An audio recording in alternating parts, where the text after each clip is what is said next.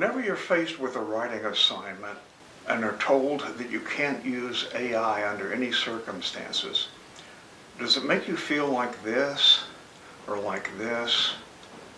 Does it make you even start to view your entire life as looking something like this or like this? Well, I'm here to help. My name is Greg Embry.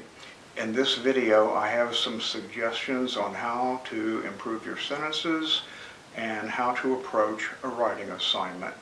Let's start with some basics. All thought is expressed in a few fundamental ways. Something does something does something to something else, something has something done to it, something has something done to it by something else, and something is the same as something else. Let me march through these and I'll give examples. Something does something. Our team won. My pet cricket died. Something does something to something else. A giant whale rammed our boat. My dad blew his top. Something has something done to it. Mistakes were made. Something has something done to it by something else. Let's go back to the whale in the boat. Our boat was rammed by a giant whale. Something equals something else. This is the verb to be. And that something else can be either an adjective or a noun. Life is unfair. She is governor of Michigan. Now, I mention all this because a page filled with sentences like this generally makes for stronger writing than a page filled with sentences like this. Let's pretend that you're having to write an autobiographical essay as part of your schoolwork, or possibly even part of a resume for applying for a job. And so you write something along the lines of, between 2014 and 2017, I was leader of a group of volunteers who weeded the neighborhood cemetery each weekend. I suggest you use, instead of I was leader, I led a group of volunteers. I managed a group of volunteers. I supervised a group of volunteers. I oversaw. I organized. I created. I headed. I ran.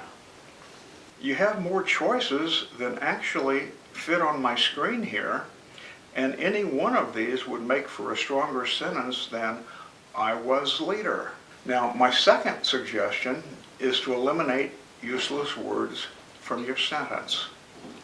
Let's give another example of having to write an autobiographical essay. My mother and my father initially became acquainted at a White House social event put on for staff members. Why not just say, my parents met at a White House staff party? Okay, my third suggestion is to use short words when you can. Now, you might argue that you have to write about complex philosophical issues and can't possibly use short words. My answer is complex philosophical issues such as what? To be or not to be? On this topic of Shakespeare, he was a master at short words and their power. Consider some of his more famous quotes. From The Tempest, we are such stuff as dreams are made on, all one-syllable words. From Macbeth, life is but a walking shadow, a poor player that struts and frets his hour upon the stage and then is heard no more. Count the words of one syllable in that quote. From Romeo and Juliet, but soft, what light through yonder window breaks?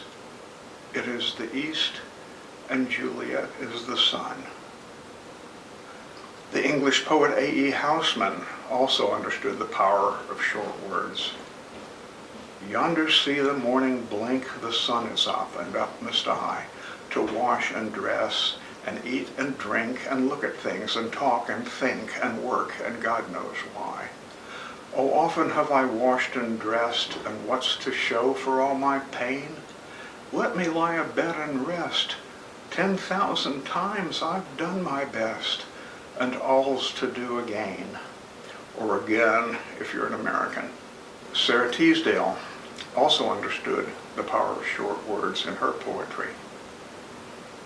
When I have ceased to break my wings against the faultiness of things, and learned that compromises wait behind each hardly opened gate, when I can look life in the eyes, grown calm and very coldly wise, life will have given me the truth and taken in exchange my youth.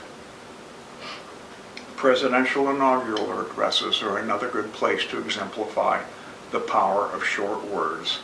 I challenge you to recite from memory any sentence from a presidential inaugural address delivered during the past 100 years.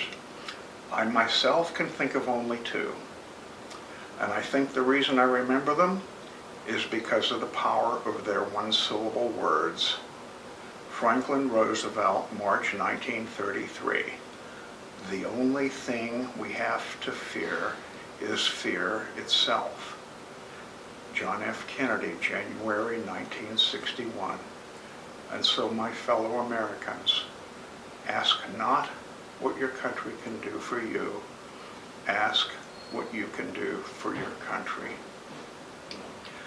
Now, at this point, you might be saying, this is getting more and more preposterous. I'm not going to be writing Elizabethan drama. I'm not going to be writing poetry. I'm not going to be writing presidential inaugural addresses, at least anytime soon.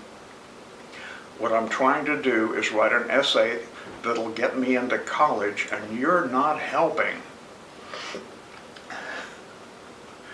Well, my answer is, folks, it's the same English language. What worked for Shakespeare will work for you. What worked for A.E. Housman and Sarah Teasdale will work for you. What worked for Franklin D. Roosevelt and John F. Kennedy will work for you.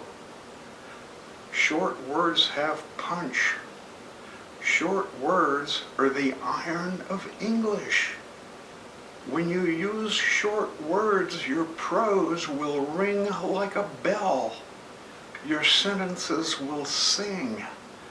So use short words when you can. Now, I say when you can because, obviously, there are exceptions to this suggestion. Sometimes you have to use a longer word to ensure precision and clarity. The two things you have to strive for in your writing, by the way. There are exceptions to all these other rules that I've been giving. Sometimes the verb to be is perfectly acceptable. Life is unfair. It is the east and Juliet is the sun. Sometimes passive voice is the better construction for a sentence. So there are exceptions. Sometimes you have to add words to a sentence to ensure precision and clarity. So there are exceptions to all of these. But this next suggestion that I have is not really a suggestion, it's a rule. And that rule is hold the reader's hand. You have to do this with every sentence you write, no exceptions. Let me give some examples. Let's pretend that you've been accepted to the Naval Academy in Annapolis. And in one of your classes, you have to write a term paper about a World War II naval battle in the Southwest Pacific. And you want to introduce the character Admiral William F. Halsey.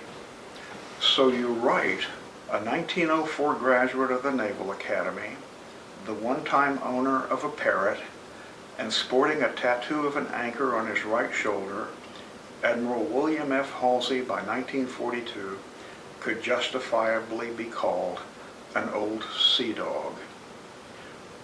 With this sentence, you have made the reader go through 24 words before you even tell the reader what it is you're writing about. You're making the reader work. Don't ever do that. And I'm sure this won't be the last time I say that in this video. A quick fix would be Admiral William F. Halsey, a 1904 graduate of the Naval Academy, the one-time owner of a parrot, and sporting a tattoo of an anchor on his right shoulder, by 1942, could justifiably be called an old sea dog. Here you let the reader know who it is you're talking about, and the reader can very easily follow along to where your thought is going.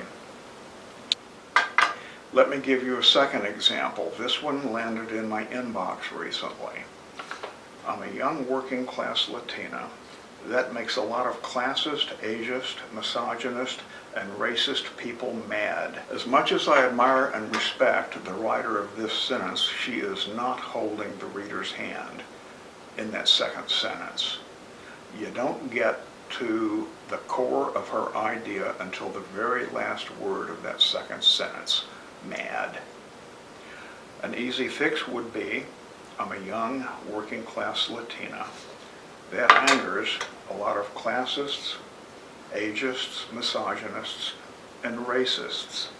Now, if you compare the first two words of the original sentence and my revised one, that makes versus that angers, which one does a better job at grabbing the reader's hand and letting the reader know what it is you're going to be talking about in the rest of the sentence? I hope you can see the difference. Let me give you a third example. And this one has to do with a peculiarity of the English language. English has hundreds, if not thousands, of words that can simultaneously be a noun or an adjective, or a noun and a verb. This is from a book that I recently read. I came to understand that every time the stronger bully the weaker, the social fabric is tested. Now, as I was reading this, I came to understand that every time the stronger bully, that's how far I had gotten, and immediately I was waiting for a verb to show what the stronger bully does, or has done, or is going to do, or has been doing. And instead, I hit the words the weaker. I came to understand that every time the stronger bully the weaker, I thought, wait a minute, that doesn't fit, that doesn't make sense. And I had to read it a couple times to realize that in this instance, stronger is not an adjective, it's a noun. And bully is not a noun, it's a verb. I think a better way to write the sentence would be, I came to understand that every time a stronger person bullies a weaker one, the social fabric is tested. Okay. Another aspect of holding the reader's hand is to put all of your traffic signal words up front, all the way over to the left of your sentence. What do I mean by traffic signal words? Words like however, nevertheless, be that as it may, moreover, not only that, that being said. Words and phrases like that that signal to the reader that your thought is either going to go further in the same direction that you've been maintaining up to now, or you're going to insert a contradiction. Let the reader know which it is right up front. Let me give you one more example. Say you're writing your autobiographical essay again, and you write, my father hated alcohol. He always had a glass of scotch on Christmas Eve, however. Now, a reader could read these. He would be saying, my father hated alcohol, he always had a glass of scotch. And the first thing that pops into his mind as he's reading is, wait a minute, you said he hated alcohol and now you have him always drinking scotch. Well, it's an easy fix, and I hope it's obvious to you. My father hated alcohol. However, he always had a glass of scotch on Christmas Eve. With the second example, you're not making the reader work. Now, you might argue that all of these little examples I've given are just minor bumps in the road, and that a reader would ultimately be able to understand in each instance what the writer was writing. But my argument is that if your paper has lots of these bumps in the road, the reader is going to quit reading after a while, or he's going to find it tiresome. And your work won't get read, it won't get passed to other people. And if you're still in school, your teacher is going to knock you down a grade or two. Now, let's talk about how to approach a writing assignment. The first step is to forget about everything that I've been telling you up to now. Just erase it from your mind. Don't worry about it.